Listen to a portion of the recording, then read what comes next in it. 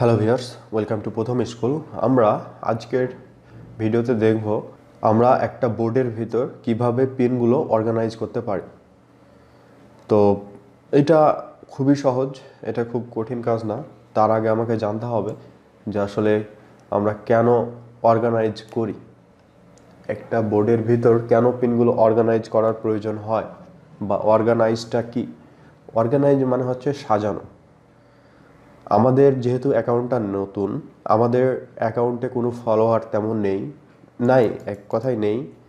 আমাদের অ্যাকাউন্টের monthly view বা অ্যানালিটিক্স খুবই কম, কিন্তু যেগুলো ইস্টাবলিশড অ্যাকাউন্ট, যেগুলো লাস্ট 6 মাস, 1 বছর বা 2 বছর বা 3 বছর ধরে ইস্টাবলিশড করা হয়েছে, গ্রো করা হয়েছে, সে অ্যাকাউন্টগুলোতে কিছু কিছু বোর্ডে আপনার 1 লাখেরও অধিক বেশি পিন থাকে।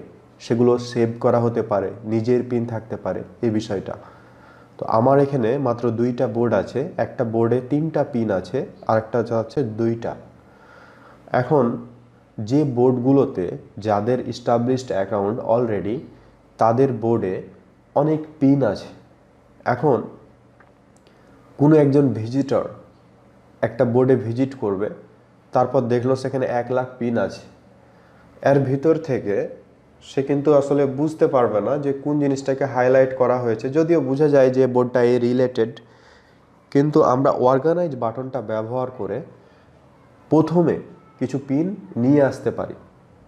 ওকে, যেমন আমি যদি দেখাই মোটিভেশনাল কোটস, এইটা একটা বোর্ড। এই বোর্ডের ভিতর মাত্র 3টা পিন আছে। আর এই 3টা পিনে আমরা কিন্তু চাইলে, যখন একসাথে এখানে ধরেন 20টা পিন আছে, আমি চাচ্ছিলাম এই 3টা সবার প্রথমে থাকবে। তো এটা হচ্ছে অর্গানাইজ, অর্থাৎ আপনি যে পিনটাকে সবার প্রথমে রাখতে চান, বা যে পিনটাকে আপনি যে জায়গায় রাখতে চান একটা পেজের, সেটাই হচ্ছে অর্গানাইজ। তো এইটা নিয়ে খুব বেশি আলোচনা কেউ করে না, আমি জাস্ট সংক্ষেপে এটা আলোচনা করছি, কারণ আপনাদের এটা প্রয়োজন হবে। যখন আপনার কোনো ক্লায়েন্টের কাজ করবেন, তখন এটা অবশ্যই আপনাদের প্রয়োজন হবে, কারণ সে আপনাকে বলবে যে এটা আমার নতুন ব্লগ। সো আপনার নতুন যে পিনগুলো করবেন, বা পুরাতন পিনগুলোকে আপনি চাইলে অর্গানাইজ করে প্রথমে নিয়ে আসবেন, সেইটা। তো যাই হোক, এখানে 3টা পিন আছে। তো আমি চাচ্ছি যে এই পিন যেটা, এটা একটা আইডিয়া পিন, আর এটার ভিউ আমরা দেখতে পাচ্ছি 73 ইমপ্রেশন, আর এটা হচ্ছে পিন ক্লিক, অর্থাৎ 3টা ক্লিক হয়েছে, আর এটা কেউ সেভ করেনি এখনো। আর স্ট্যান্ডার্ড পিনের স্ট্যাটিক্স যদি দেখি, যে ভিডিওটা একজন কেউ প্লে করেছে অ্যান্ড এটা কেউ সেভ করেনি। এটা একটা স্ট্যান্ডার্ড পিন, যেটা হচ্ছে 4জন মতো দেখেছে, কিন্তু কেউ সেভ করেনি। তো এই স্ট্যাটিক্সগুলো বা অ্যানালিটিক্সগুলো আমরা পরে আলোচনা করব। তো আমাদের এখানে অর্গানাইজ নামে একটা বাটন আছে, আমরা এখানে দেখতে পাচ্ছি।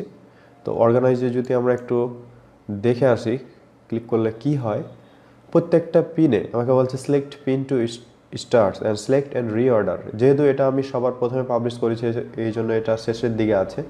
আমি চাচ্ছি এই পিনটা সবার প্রথমে থাক। ঠিক আছে, জাস্ট এটাকে চেপে ধরে আপনি এখানে নিয়ে আসলেন, রাইট। দেন আমি এটা সেভ করে দিলাম। আর সেভ করতে হবে না, আপনি এটা ব্যাক করেন, তাহলেই হয়ে যাচ্ছে। এই যে এটা ছিল শেষে, আমি এটাকে প্রথমে নিয়ে আসলাম। যেহেতু এখানে মাত্র 3টা পিন, এই জন্য হয়তো আপনারা বুঝতে পারছেন যে এটার প্রয়োজনটা কি, এটা হয়তো বুঝতে পারছেন না। কিন্তু যখন আপনার এখানে অনেক পিন থাকবে, যেমন 10,000, 20,000, 15,000 পিন থাকবে, বা 2,000 পিন থাকবে, তখন আপনি যে পিনটাকে সবার প্রথমে রাখতে চান, যেটাতে আপনি বেশি ট্রাফিক চান, কারণ একজন ট্রাফিক এই বোর্ডে ঢুকে প্রথমেই একটা পিন দেখতে পাবে, আর সেখানেই ক্লিক করার সম্ভাবনা সবচাইতে বেশি, রাইট। সো এভাবে আপনি চাইলে আপনার পিনটা অর্গানাইজ করতে পারেন। এবার মনে করেন আমি এই ভিডিওটা আছে 2 নম্বরে, আমি এই ভিডিওটাকে 3 নম্বরে পাঠাবো। সেমভাবে আপনি অর্গানাইজে ক্লিক করেন, দেন এটাকে চেপে ধরে এখানে রেখে দেন, বাস ব্যাক করেন। এই যে এটা 3 নম্বরে চলে গেছে।